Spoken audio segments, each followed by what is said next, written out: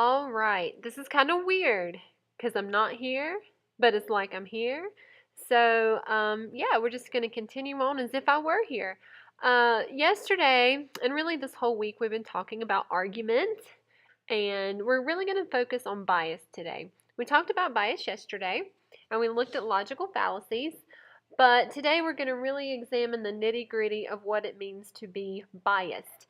Now, you guys are really smart, so you know that when you watch the news and when you read things in magazines, that what you are being presented is likely a little biased, whether it should be or it's not. There's supposed to be a clear distinction between a straight news story and an editorial, something that is an opinion piece, but that line is often blurred. So on your notes, I want you to get down these definitions. I know that we talked about bias already, but go ahead and again write down the definition. Bias is a positive or negative attitude toward an issue, often based on prejudices rather than evidence. Yesterday, we talked about sources of bias, so how your age and your religion and your position or your job or where you're born, your political affiliation, all of these things can contribute to your personal biases. And again, that's normal, human nature.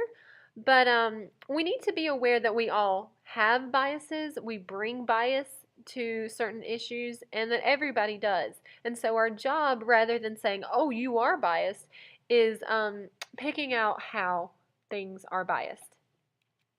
Being prejudiced is a little bit different than being biased. Prejudice, if you break down the word, the prefix pre means before.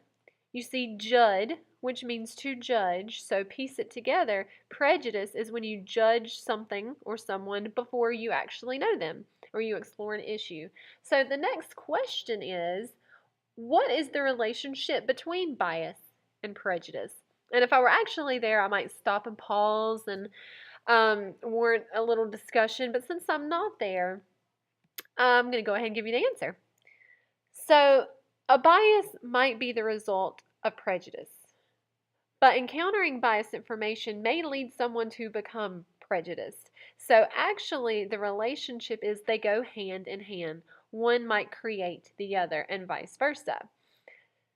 So it's important to remember this relationship anytime you encounter really anything in life, whether it's an argument that you have with your friend or a parent, or something that you see politically, an ad that you see come across your phone or on the news. You need to be aware of what's going on around you, and hopefully this will be a good lesson in helping you do that. By the way, if you need to pause the video, whoever the sub is, if you would please, you guys, the students, just raise your hand and say, Miss Veer's talking too fast. Could you please stop the video? And the sub will hopefully stop and let you catch up on your notes. Because y'all know I like to talk, and I talk quickly. Some of these things, these exact slides, you have seen before. I have gone over this before, but I wanted you to have a concrete handout, something you can refer back to when we look at bias. We talked a lot about diction and connotation this year, and here are some examples of words that basically mean the same thing. They just have a slightly different connotation or a feeling that you associate with a word. So, proud, if you're proud of someone, that's typically a positive connotation. If someone is too proud, that could be a negative connotation. So, proud is more of a neutral word. Whereas if you call somebody egotistical, they have a big ego, that's definitely more negative. Whereas if you say someone's confident, that's more positive. Same thing with underweight. That's just kind of the standard neutral word. But if you say that kid over there scrawny, that's negative. That sounds a little insulting, not very nice. But if you describe someone as very slenderly built, yeah, that's more of a positive compliment. So you have to consider diction and word choice and the connotations they hold, because those are going to elicit different biases. So the thing that I think we can all agree on is that all media contain ideological messages, and have social and political implications. So, because I want you all to be bright, smart citizens of the world, we're going to look at ways that you can detect bias. Um, a lot of people find that when they turn on the news or when anything around them, they so easily believe what they hear. And especially when it comes to the news, why is that particularly significant when it comes to bias? And the answer is that we expect the news to be objective and unbiased. We use the news to learn about and understand what's going on in the world. So hopefully, the goal in a perfect world is that news will be unbiased. But that's simply not true because humans are imperfect people and they are in charge of the news. So it's obviously going to be flawed in some senses. Now, I don't want you to think that I'm against the media because I feel like journalism is a really important part, a component in our country and in how we get information. So I'm not bashing the news. I'm just trying to teach you to be a little bit more aware of the sources of all the things and entities and people around you and always question um, who's telling you what. And really, with this whole lesson this week on argument, um, the whole, in a nutshell, lesson that I want you to take is always ask yourself, what's the other side of the story? And y'all, that's hard. It takes maturity, being able to put your emotions to the aside and think about the other side of the issue. Even if you don't think you'll ever agree with it, just at least consider it. Um, that takes knowledge, it takes patience, it takes practice, and I wish I could say that when you graduate high school and turn 18, you magically become um, this adult who isn't judgmental and isn't easily fooled, but that's just not the real world. So that's why I feel like this week is so important. It's really to help you guys in the future and now. So anyway, kind of a sidetrack. We're going to start with um, ways to detect bias, and there are 8 that I'm going to talk about. The first one is bias through selection and omission. And this, what you need to write down, you don't need to write down everything that's on this slide under number 1. Just write down the important things, whether that's an example or anything else that I have on the slide or that I say. Basically, what that means is that whenever you hear an argument, whenever someone claims something, they are purposefully selecting parts to their argument, and they are purposefully omitting parts to their argument. So basically, your job is to say, what are you not telling me? What is left unsaid? Some details can be ignored, and others included to give readers a different opinion about events reported. Here's just a personal example. Say that you were hurt. You have a best friend named Sally, and Sally hurt your feelings. You feel like Sally betrayed you because Sally hung out with your boyfriend or your girlfriend. It doesn't really matter. And so you are claiming that Sally betrayed you. Sally is not a good friend. It's easy to say, well, the only thing I know is that Sally hung out with my boyfriend. Other things that might have been omitted, other details that one might need to consider is why they were hanging out. Did anything actually happen? Was Sally helping out your boyfriend because he's failing English and he might need a little extra tutoring and you're not very good at English?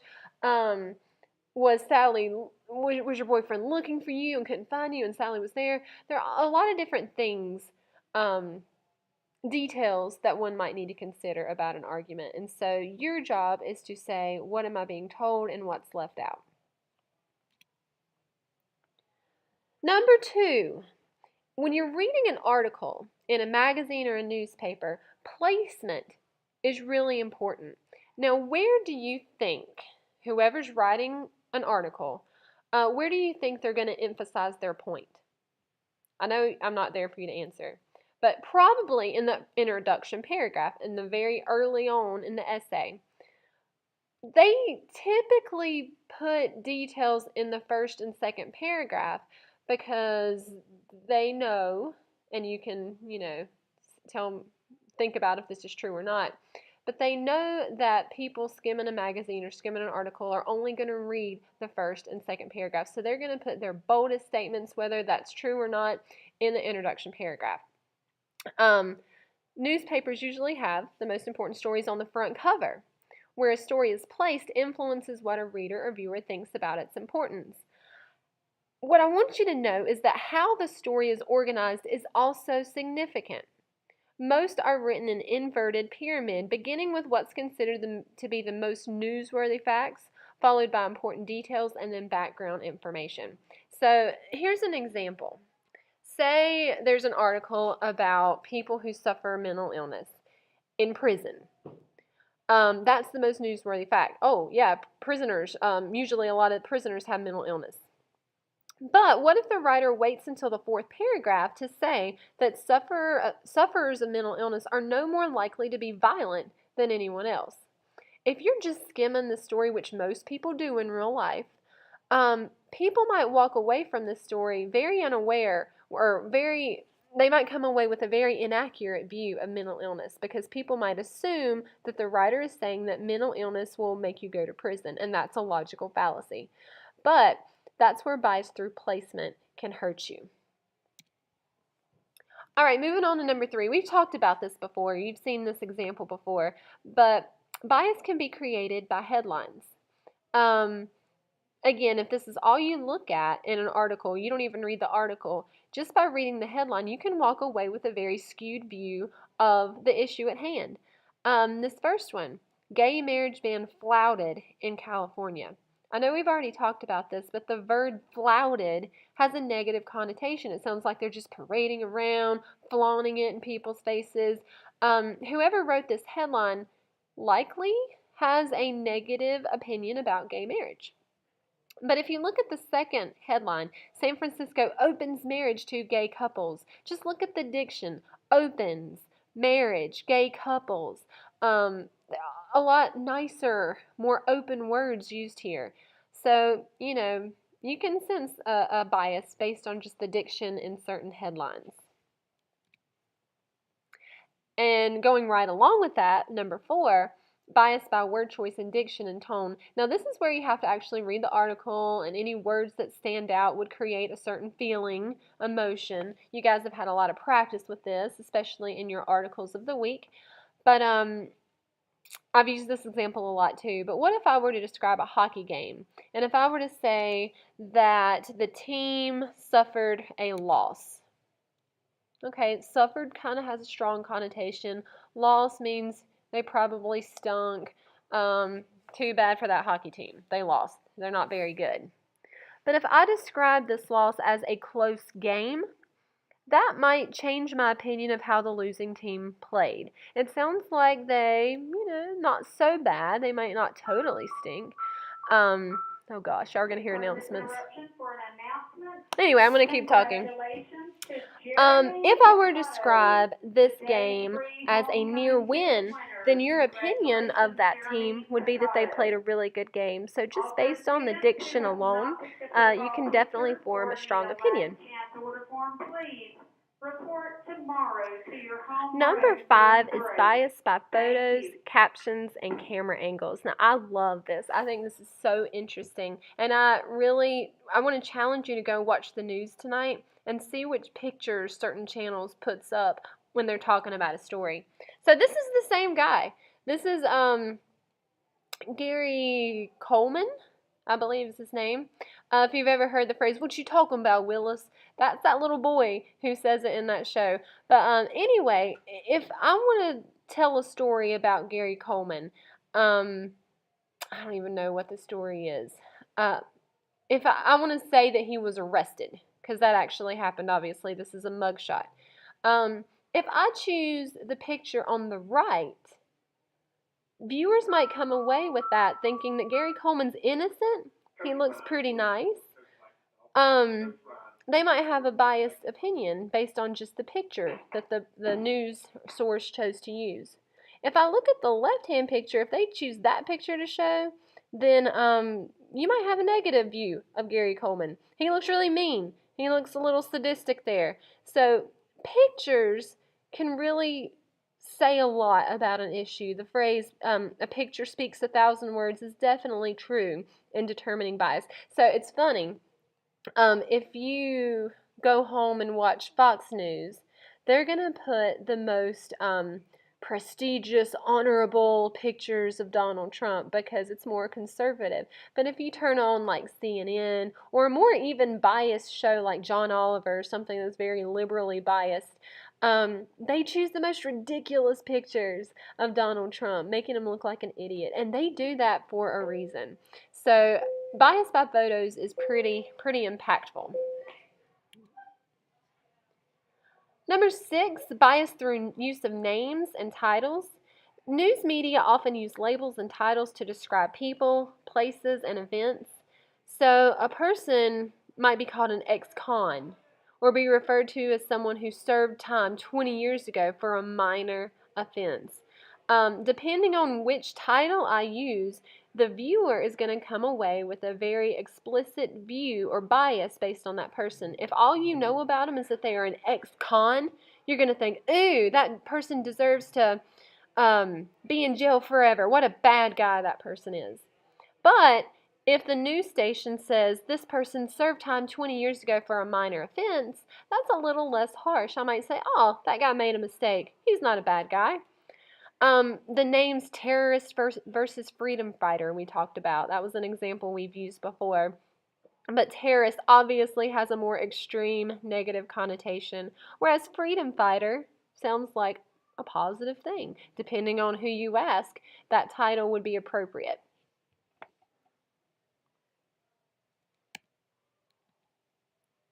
All right, so number 7, again, if I talk too fast, please pause the video.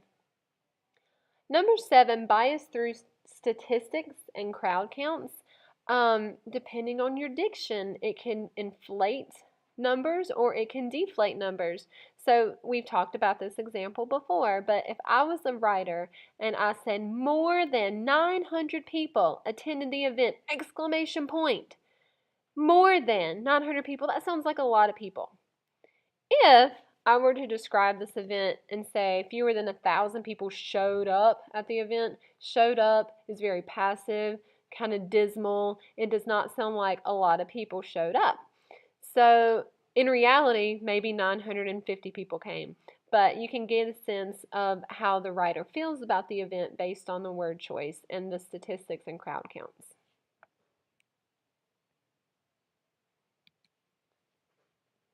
And then the last one is bias by source control. And y'all, this is so important in today's world. And I think things like social media is really adding to the confusion. We hear the term fake news all the time. And I kind of hate that because that makes it seem like all news outlets are fake and not to be trusted. And I don't think that's true. But there are certainly news stations that are fake and phony. And I don't think it's like the major networks that you've heard of, but where I see this a lot is on social media. People sharing articles, sharing different videos and things that are not from credible sources. This is an example from my first year teaching. I took this on my little flip phone, and I still have this picture. But I remember in my first period class, it was a composition class, all my kids came in and they were like, Miss Hauser, because that was my maiden name. They were like, Miss Hauser, did you hear that Jerry Springer died? Yeah, it was on the radio, and then people have been talking about it. And I was like, y'all, I watched the news this morning, and he didn't say anything about Jerry Springer dying. And they were like, yeah, it is, look it up. And so I actually went to my computer, I looked it up, and I found this story. This was like the first result on Google. And it looks very legit. It says the story is still developing in bright red. They got a picture of a car crash. Local team news 9, that sounds all official. Alcohol and drugs do not appear to have been a factor. That sounds all official. But y'all, this was bogus. And I don't even know the point of doing this, but every now and then there'll be a rumor started that some celebrities died, and it's just not true. And it wasn't true of Jerry Springer. And so the case in point, the important part of this, is to always ask yourself, is the source credible? Like, where have I heard this? And just be aware that anybody could start a rumor, including on the internet. All right, so that's all of our notes, but I want to conclude with some actual examples that I've seen in the real world. This was a tweet that Taylor Swift posted on, you can see the date, June 2015, so, a couple years ago. But she's put this meme or whatever, this picture that says, "I came out of the ocean because you need to stop." And so, I don't know, Taylor's she's been in the news. Y'all are going to do an activity with Taylor Swift in just a minute. But love her or hate her, she's pretty relevant, so that's why I'm going to focus on her. But she was mad at OK Magazine, this tabloid, that well, I'll show you the article in just a minute, but she said this misleading headline and your choice of words in labeling me are why we need feminism in 2015. So it's kind of funny. The reason that I'm showing you this is because you could totally nerd this up, like y'all know I like to nerd stuff up, and say, she said this misleading headline, so biased by headline essentially is what she's saying. And your choice of words, that's basically diction. Taylor, you should have used a literary term. Is what's ticking her off. And so let's look at what she's talking about. This is the article. It says singer Taylor Swift has made a pregnancy announcement. And you can look at the bias by photo. She's looking shocked, as if she just found out she was pregnant. So if someone were to just scroll on OK Magazine on Twitter and read this headline, they might assume that Taylor Swift is pregnant. And she's even more angry at the fact at how she's named the titles. It says, Harry Styles' ex-girlfriend holds up a baby's first concert sign for an expecting couple. So the fact that that's smaller, this is kind of biased through placement. That wasn't the first thing people saw. So the first thing people saw is that she's making a pregnancy announcement. There's bias there.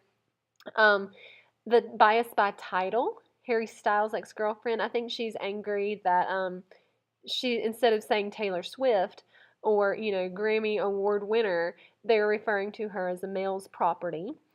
And if you continue to read on, it said Taylor Swift would do anything for her fans, even if that includes being part of their super cute pregnancy announcement. So the story is that she helped a couple announce their pregnancy, but the way that it was portrayed, the way that it was worded was very offensive to Taylor Swift. It goes on to say Calvin Harris's rumored girlfriend. So you can see that this is old because, she's moved on to other boys. But this is a good example of bias by placement because it goes on to say the actual truth. It was a quote from the fan that said, she seemed so surprised and touched by the request. There wasn't a hint of hesitation. She thought it was so cool. That makes her seem like a really cool person, but if you just look at the headline and the photos, which most people do, that's where the bias comes in. I also want to point out something else that Ariana Grande said. Some of this I can't really say because it might be inappropriate, but she posted this. I don't know if she posted it on her Tumblr. I don't know. Well, it says it took to Twitter. So she was kind of in the same boat as Taylor. She was aggravated at how the press had been treating her. So I'm just going to read. Oh, gosh. Come back. Hang on. I'm going to read what she said. She said, being empowered is not the same as being a bee, the 21-year-old musician writes, adding, I am tired of living in a world where women are mostly referred to a man's past, present, or future property/possession. Grande opened up in Saturday's episode of her behind-the-scenes show, Honeymoon Diaries, about the media's constant questioning about the men in her life. The clip does not, blah, blah, blah, that doesn't matter. She says, because I'm not Big Sean's ex. I'm not Niall Horan's possible new girl. I'm Ariana Grande, and if that's not interesting enough, don't talk to me. So, anyway, I think she makes a good point, too. It's kind of a feminism issue, but it's all in labeling and bias in labeling and how offensive that can be. All right, you aren't going to do that. So that's all of my notes. It's been about 25 minutes. I wanted to keep it under 30, so I'm on a roll. Your job today, if you are in first period, is to finish what you started yesterday. the sub should pull the PowerPoint back up and go to the next slide, and it's going to have the tree map of what you started yesterday in your groups. You also have another assignment because you likely have about 30 minutes left of class, and what you started yesterday should take you about 10 minutes to do. The other assignment should take you about 20-25 minutes to do. So I am expecting you to finish this before you leave. If you don't, you'll have a little bit of homework. And don't forget about your article of the week and your quiz tomorrow. So please work hard so that you don't have a lot of homework tonight. You are going to receive an argument, and you and your partner, the same partner that you're working with, will answer the questions on the back. So the sub's going to give you that in just a second. If you are in second period, we did not start that tree map yesterday. You have no idea what I'm talking about.